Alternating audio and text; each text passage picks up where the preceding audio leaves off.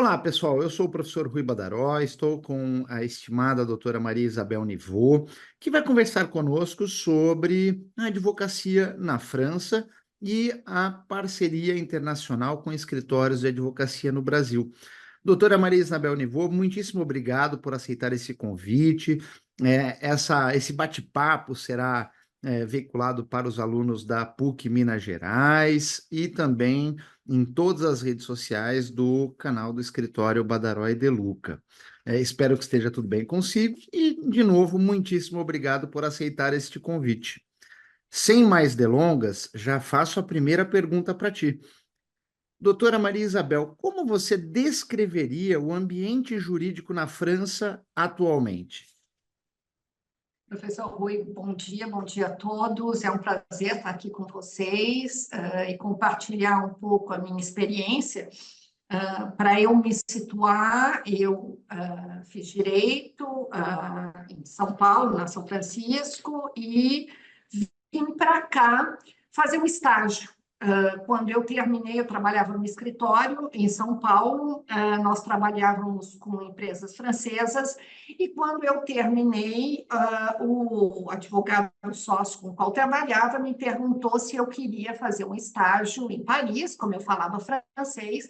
Eu vim fazer um estágio, na época era o maior escritório francês, de Noirette-Nouel, e um estágio de 3 meses, e aqui eu conheci um professor de direito que estava trabalhando no processo de arbitragem do metrô do Rio de Janeiro, o professor Barthelemy Mercadal. Eu trabalhei com ele, porque tratava-se de direito brasileiro, e ele me incentivou a fazer a pós-graduação aqui, me incentivou a prestar o exame para o que na época chamava DEA, Diplôme d'Études Approfondies.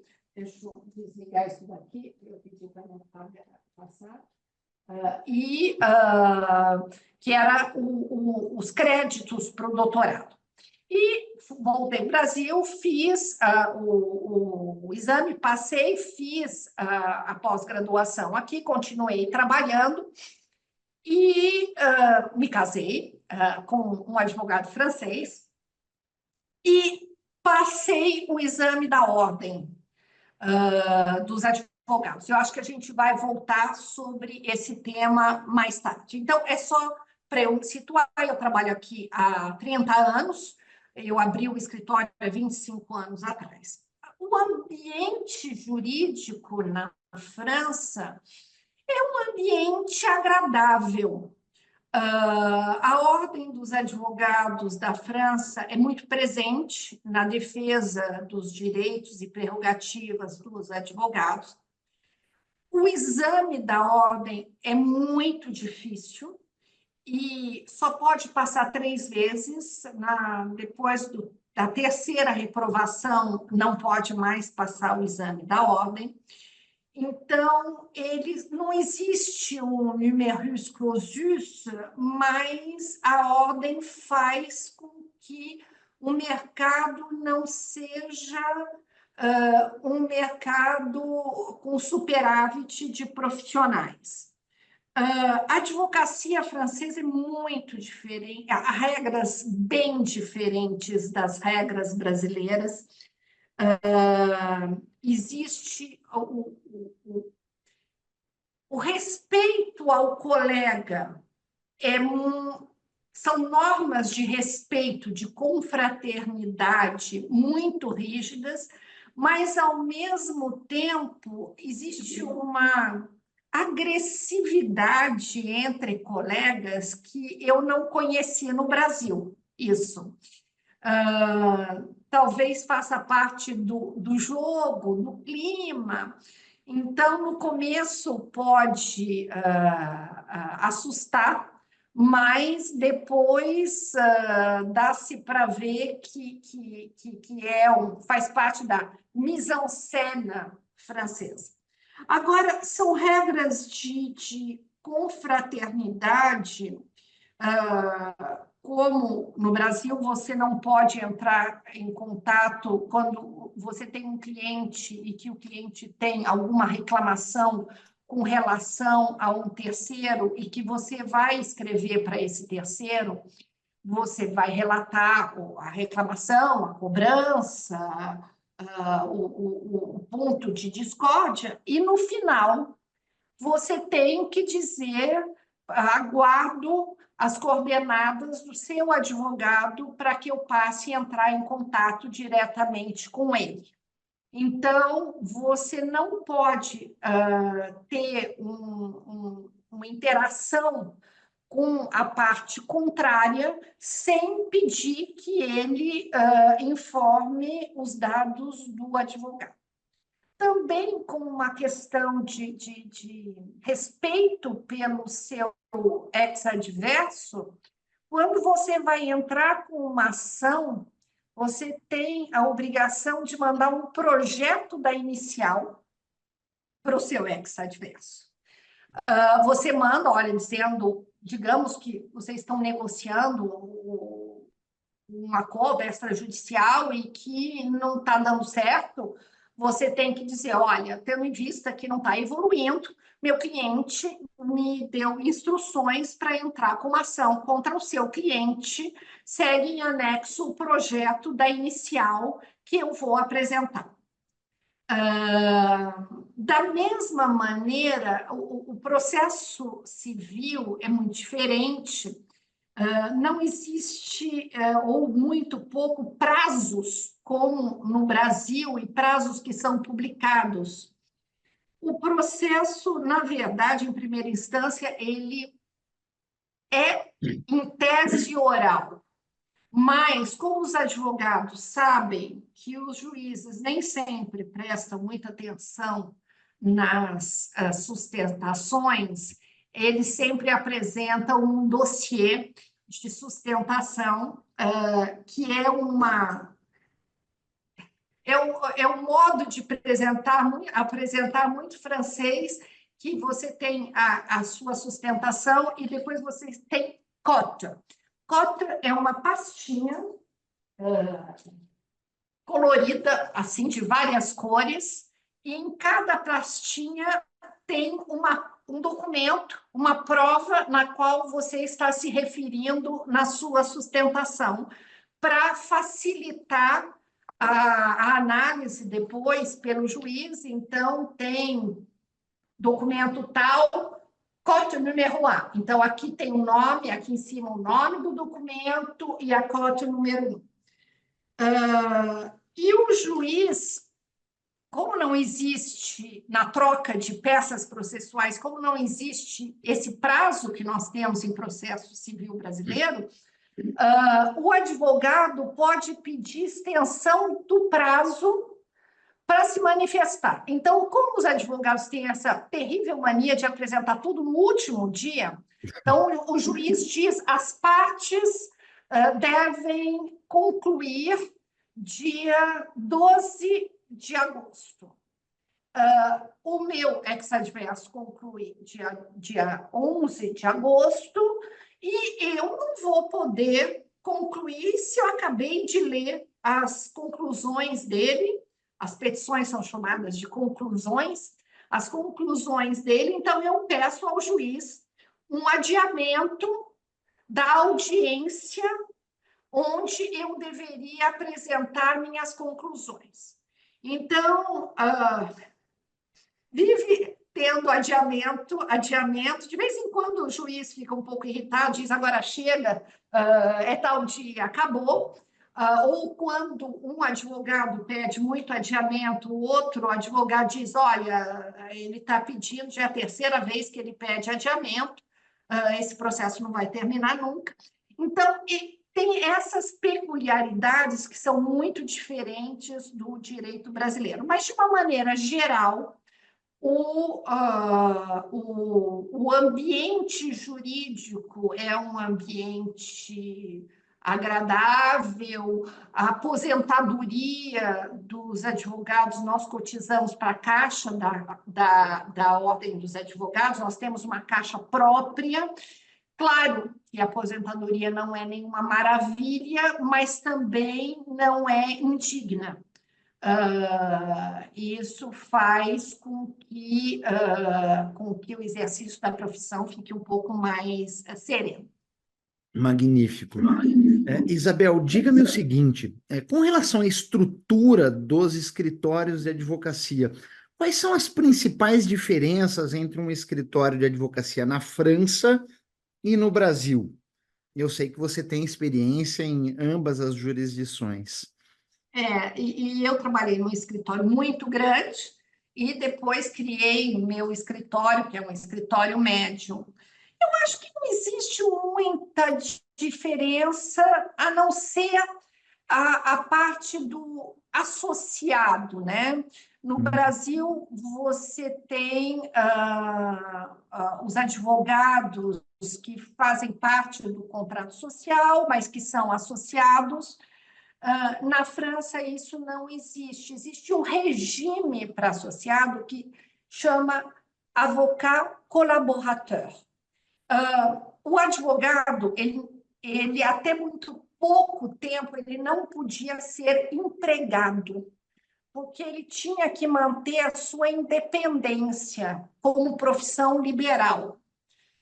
Inclusive, são raros os advogados internos, eu falo entre aspas, porque a gente não pode falar advogado, porque eles não são advogados, mas que eles chamam de jurista, que trabalham em empresa. São raros aqueles que têm o exame da ordem. Ou, se eles passaram o exame da ordem, eles suspendem a inscrição na ordem, enquanto eles são advogados de empresa. As empresas gostam que o advogado que elas recrutam sejam advogados que tenham passado no exame da ordem, porque isso é uma prova de competência que passou o exame, que é um exame extremamente difícil. Mas nos escritórios, os advogados, eles são colaboradores, então eles não têm vínculo empregatício, eles continuam sendo liberais, eles fazem uma nota de retrocessão de honorários fixa, normalmente, às vezes eles têm um variável, mas a maior parte, principalmente no início, é uma nota de honorários fixa, que eles fazem e o escritório paga a nota de honorários e o advogado colaborador que vai pagar as suas cotizações sociais, aposentadoria, vai ter sua contabilidade, etc.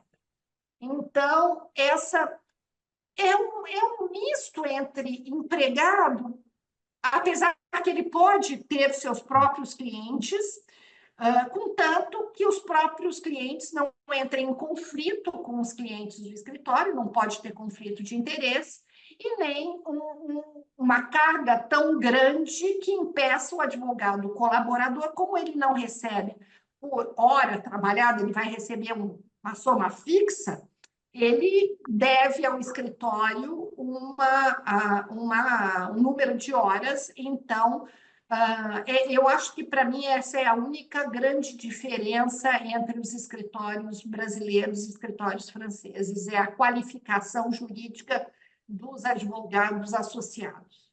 E diga-me uma coisa, Isabel, já nessa temática, mas já densificando e questionando com relação à normatização, quais são os principais regulamentos e normas que os advogados devem seguir na França? E eu gostaria que fizesse alguns comentários sobre a questão deontológica, o código de ética, o que deve ser efetivamente acompanhado. Há alguma norma específica sobre publicidade? É Qual o proibida, cuidado? a publicidade é proibida. Nós temos um código deontológico do Uhum. advogado, nós passamos um exame de deontologia e ética. Os advogados europeus que vêm trabalhar na França, eles não precisam passar exame da ordem, mas eles precisam passar um exame de deontologia e ética. E existe uma peculiaridade na nossa deontologia, é que toda conversa, troca de e-mails, entre cartas, correspondência de qualquer natureza, entre advogados, é considerada confidencial e não pode ser utilizada pelo advogado que recebe a correspondência em benefício do cliente dele. A não ser que o advogado que escreve indique claramente correspondência oficial. Se indicar correspondência oficial, essa correspondência pode ser utilizada. Se ele não indicar correspondência confidencial, se não tiver indicado oficial, é porque é confidencial. Sim. E daí o advogado não pode. Por exemplo, agora eu estou cuidando de um caso franco-brasileiro, de uma sucessão, e os advogados brasileiros do cliente enviaram à parte contrária no Brasil uma notificação. Então, eu escrevi para minha colega aqui, oficialmente, coloquei correspondência oficial, e mandei para ela a cópia da notificação que foi endereçada à cliente dela no Brasil. E depois, num outro e-mail, que eu não coloquei oficial, eu mandei um e-mail para ela dizendo, olha, eu acho que o meu cliente já perdeu a paciência, nós já estamos trabalhando nesse acordo há muito tempo, a sua cliente, cada dia, ela vem com uma exigência diferente, eles contrataram advogados no Brasil, que eu conheço, extremamente agressivos, eu sugiro que você consulte a sua cliente se ela vai, se nós vamos prosseguir um acordo, e se formos prosseguir tem que ser muito rápido, ou se ela vai querer enfrentar o contencioso. Essa comunicação com ela nunca vai poder utilizar dizendo a parte contrária contratou advogado no Brasil, ela não vai poder utilizar. Uhum. Então, isso faz com que os advogados possam conversar mais livremente e possam adiantar, fazer sugestões de acordo, de pontos a serem acordados, sem que isso seja binding. É uma conversa entre advogados. Então, isso por exemplo, uma outra prerrogativa do advogado, se o advogado é detido por qualquer razão, a delegacia ela tem que chamar o presidente da ordem. Ela tem que oficiar e o presidente da ordem vai mandar um conselheiro para verificar o que está acontecendo.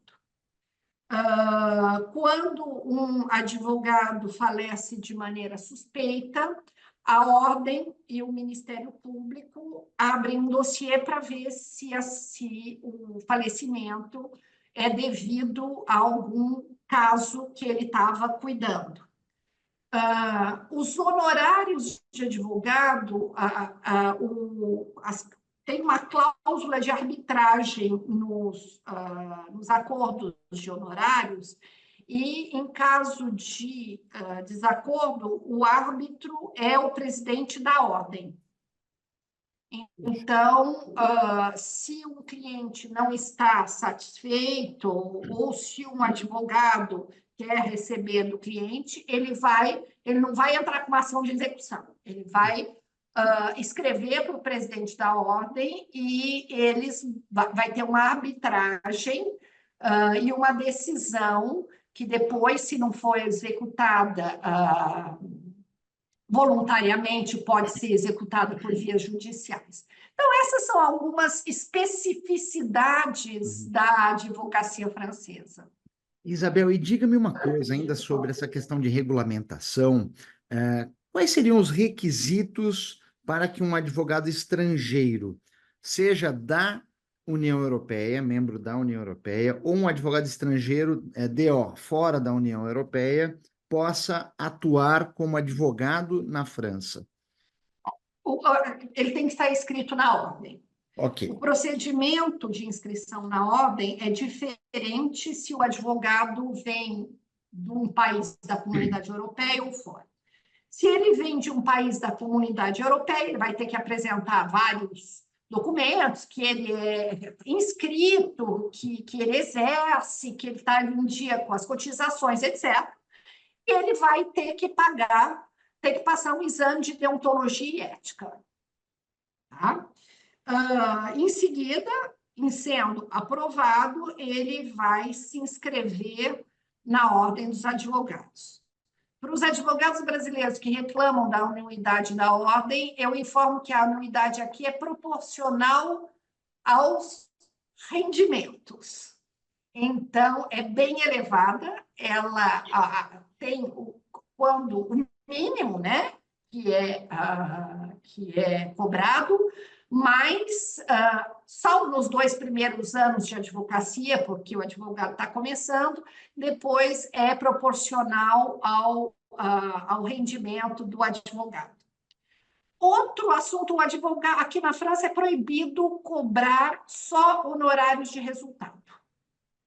O advogado ele tem que cobrar um prolabore. Ele pode, o honorário de resultado, ele tem que ser um complemento, não os honorários principais do advogado. Quando o advogado estrangeiro não vem da comunidade europeia, ele tem que passar o exame da ordem, que é um exame de 3 partes. A primeira é escrita, que é uma consulta e uma peça processual. A segunda é uma banca examinadora com um professor, um juiz, um Ministério Público e um advogado sobre todos os procedimentos, então, processo civil, processo penal, processo trabalhista, processo administrativo. Daí tem uma sustentação, um ponto, você tira no sorteio um ponto para fazer uma sustentação sobre o ponto, e no último é o exame de deontologia e ética. Eu não digo que eles não gostam que advogados estrangeiros venham trabalhar na França. Eu acho que não é o caso. Mas eles são muito exigentes, muito exigentes. E eu acho que eles têm muita razão de ser. Porque se você se coloca na posição de um cliente, você sai da posição do advogado e se coloca na posição do cliente.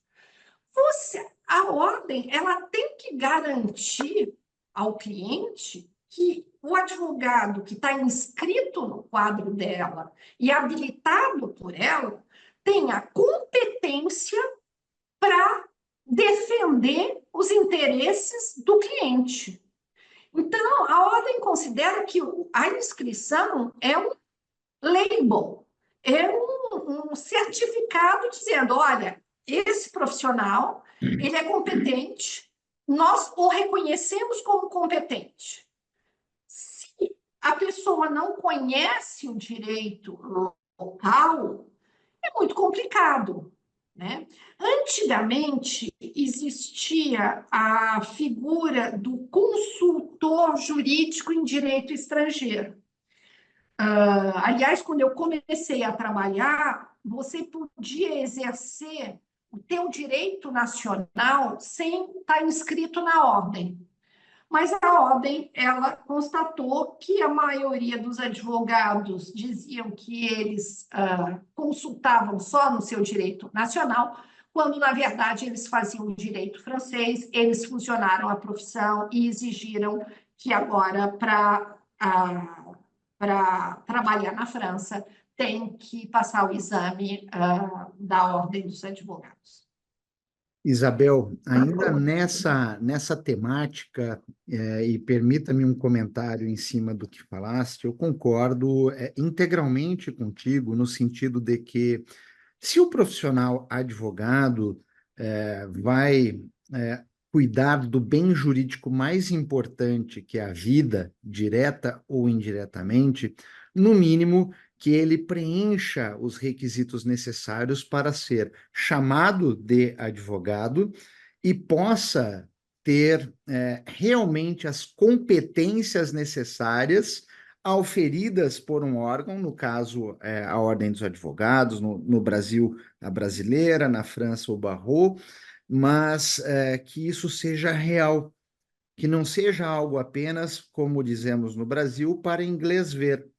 É de suma importância que, para atuar, ele preencha efetivamente todos os requisitos necessários, domine o vernáculo, conheça as leis, saiba direito formal, processo, saiba o direito material, para que, na plenitude, possa defender efetivamente os interesses de seu cliente e seja reconhecido pelo seu ex-adverso como alguém competente, habilitado. Eu fiz questão, pessoal, de frisar o que a doutora Maria Isabel Nivou colocou, porque vivemos no Brasil algo atípico, com mais de 1.400 cursos de direito, com mais de 1.500.000 advogados. A pergunta o Busilis todos são efetivamente competentes para atuar? Ponto de interrogação. Isso será discutido em sala. Pois bem, continuando. Doutora Maria Isabel Nivou, a pergunta de 1 milhão de euros para os nossos alunos e também para aqueles que nos acompanham. Quais são os principais desafios e benefícios em se estabelecer uma parceria entre escritórios franceses e de outros países? Olha, depende da parceria. Eu acho que a parceria exclusiva, ela tem que ser muito bem estudada pelos dois polos, porque ela vai limitar as eventuais parcerias com outros ou cooperações com outros escritórios. Então, quando se faz uma parceria, quando se casa um escritório estrangeiro, você tem que realmente ver se o escritório ele preenche as suas necessidades. Se você preenche as necessidades do escritório, normalmente tem que ser escritórios do mesmo gabarito, tanto em qualidade, em tipo de clientela, como de tamanho, para que não haja um desequilíbrio. Agora, a parceria informal, eu acho ela fantástica e necessária. Não só internacional, como nacional também, porque o advogado, como médico, ele sabe tudo, ele não é especialista de tudo. Às vezes a gente pode ter uma noção geral de um assunto, de outro, mas você não. É impossível ser um especialista de todas as áreas de direito. E para a defesa dos interesses do seu cliente, é muito importante que o advogado reconheça, às vezes, a sua incompetência em certas matérias e peça ajuda, cooperação de um colega para que seja mais especialista no assunto. Eu estou dizendo isso porque eu trabalho muito assim. Antes de nós começarmos essa aula, eu estava em reunião com uma colega francesa de contencioso, porque eu não faço contencioso. Eu estava trabalhando numa sucessão, estou trabalhando numa sucessão, e agora a sucessão se tornou contenciosa. E eu disse para o meu cliente: olha, eu não sou a advogada competente para fazer a estratégia contenciosa. Eu posso continuar a trabalhar, porque eu conheço muito bem o caso, porque eu conheço as duas legislações, mas a estratégia contenciosa eu gostaria de chamar uma colega de um outro escritório para trabalhar comigo. É a mesma coisa que no Brasil. Apesar de eu ser advogada brasileira, na maioria das vezes, eu trabalho em conjunto com colegas brasileiros, porque ele está no local, ele conhece o juiz, ele conhece a junta, ele conhece as sutilezas certas sutilezas que eu longe não conheço. Então, eu sou 100% a favor de parcerias nacionais e internacionais. Eu acho que só agrega ao cliente. Minha única restrição, que não é restrição, é que uma parceria, um casamento, ele tem que ser muito bem estudado para depois ou ter os termos dessa parceria, ter abertura para trabalhar com outros escritórios em certos casos, para que não seja depois prejudicial ao escritório e ao cliente. Certo. E, doutora Maria Isabel, diga-me o seguinte, ainda com relação a essa temática de parcerias, há alguma especificidade na forma de se gerenciar um cliente de outro país que você atende na França? Há algum cuidado, algo que seja diferente, dos outros clientes? Por exemplo, é muito mais fácil, por mais que o seu cliente não seja advogado, o pai dele já teve advogado, o irmão já teve, o amigo já teve, já sabe, já ouviu falar dos prazos, dos recursos, etc. Quando você representa um cliente de um outro país, ele não sabe nada, nada, ele não tem nenhum background, ele não tem nenhum, ouviu dizer que ele tem que confiar em você porque você é o único apoio que ele tem. E às vezes é difícil. Por exemplo, na França, nós temos 2 recursos: apelação e um recurso para a Corte Suprema por questões constitucionais. Você imagina um cliente francês que vai litigar no Brasil, com a quantidade de recursos que existe num processo simples como um processo de execução de título extrajudicial, que é a coisa que deveria ser a coisa mais básica, mais simples. A quantidade de recursos que existe, e ele vai até o Supremo, uma execução de um título extrajudicial formalmente. Então, como é que o cliente francês, que no país dele, que tem 2, apelação e um recurso constitucional, vai entender? Primeiro, ele vai, se ele não tiver uma confiança imensa, ele vai achar que você é incompetente. Porque ele não vai entender.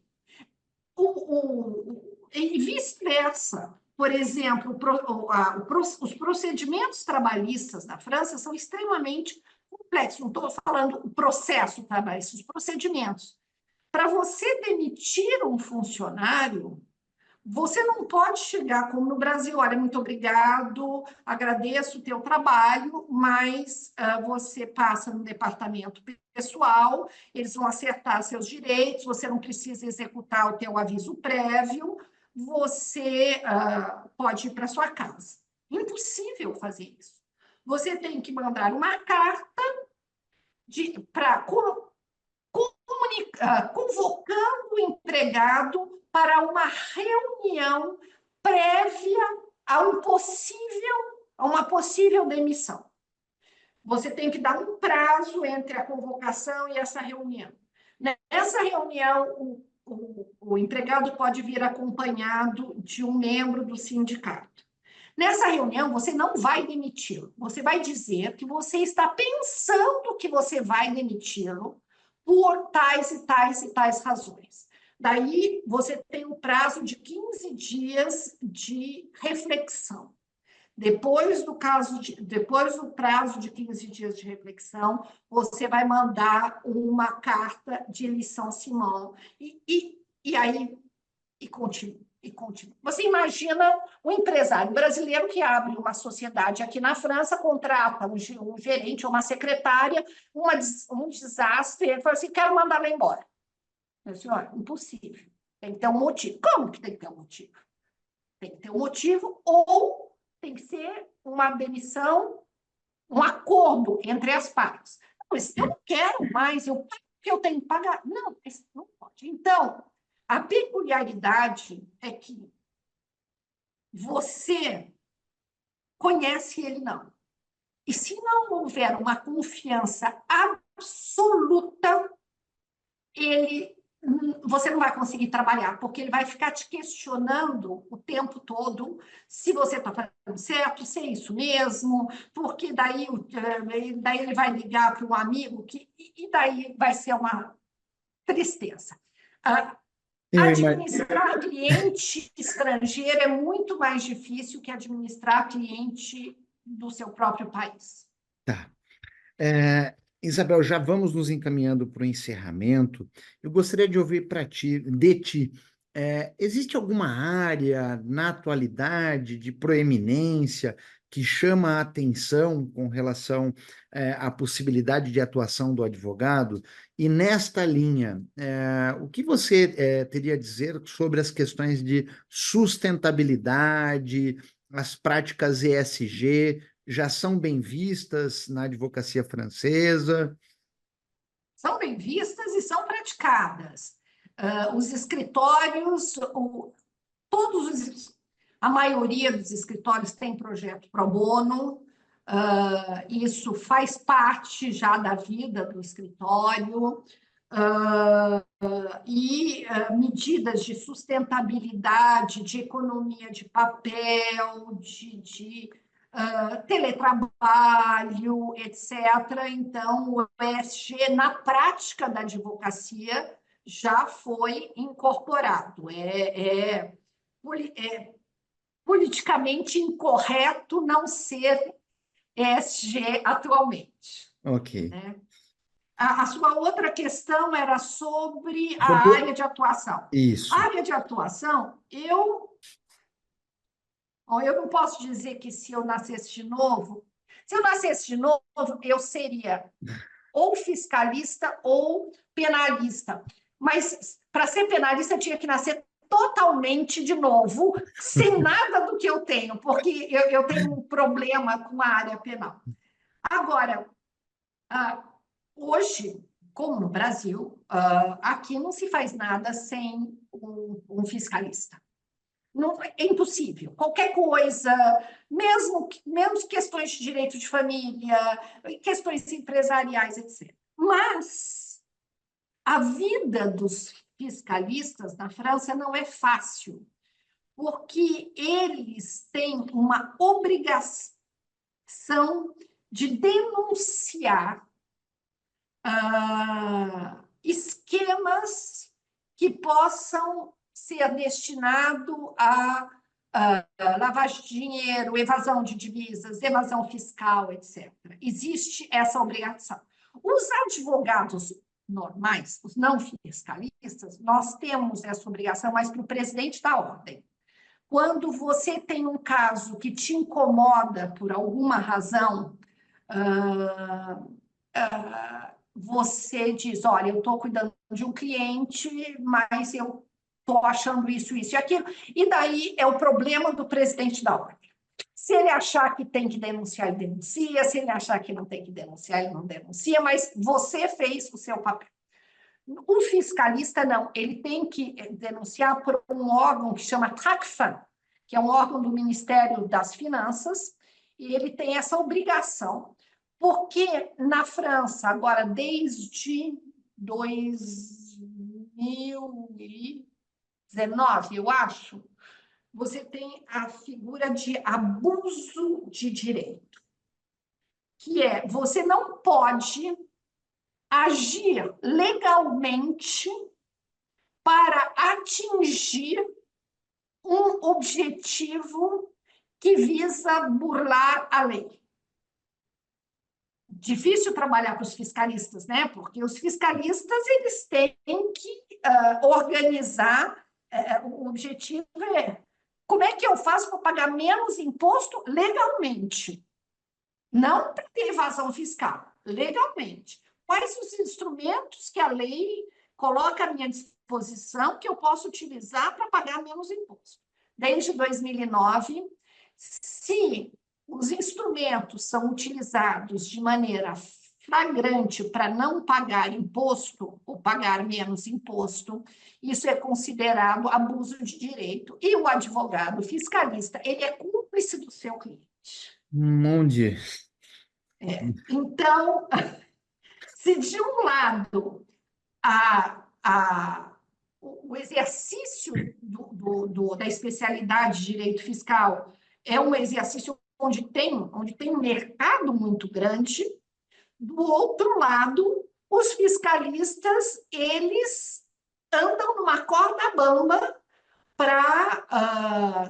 algumas vezes eles falam assim, olha, dessa reunião eu não participo, eu não quero saber, porque senão eles têm essa obrigação e se eles não fizerem, eles são considerados...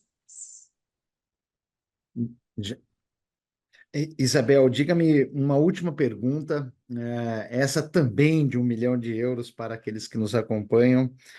Que dicas você daria para advogados brasileiros que consideram estabelecer uma parceria com escritórios franceses? Primeiro,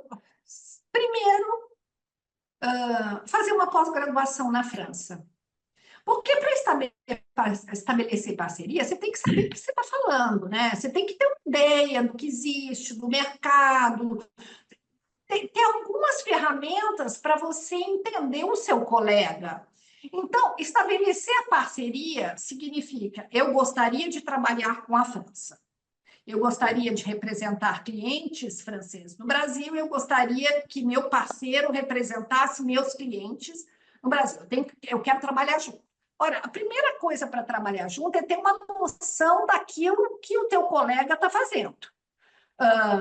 Pelo menos ter as bases essenciais. Então, a primeira coisa, eu iria fazer uma pós-graduação e um estágio.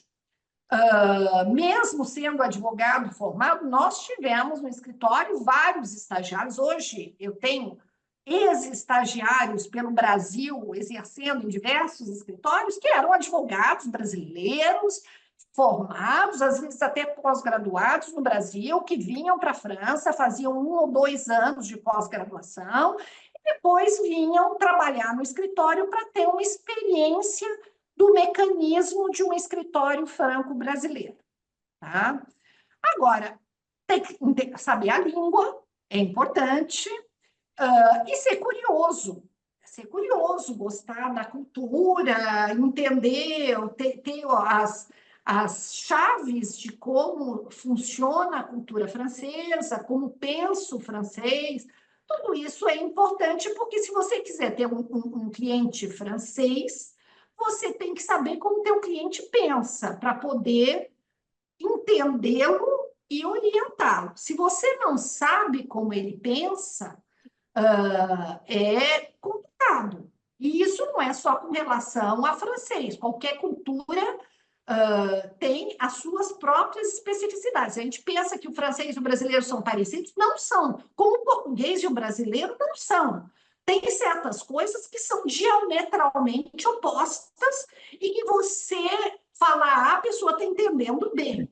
Então, para trabalhar com o internacional, é preciso poder decifrar esses códigos de culturais e jurídicos. Isabel, muitíssimo obrigado por esse Foi um bate-papo, prazer. por você trazer as nossas experiências, e eu gostaria de deixar que você fizesse o encerramento com todo o carinho com que você nos recebeu, ainda que virtualmente, para conversar comigo e com aqueles que vão nos acompanhar daqui a alguns dias. As palavras são tuas. Muito obrigada. Foi um prazer poder conversar com vocês. O prazer seria maior se eu pudesse estar na frente de todos, respondendo perguntas, fazendo bate-papo.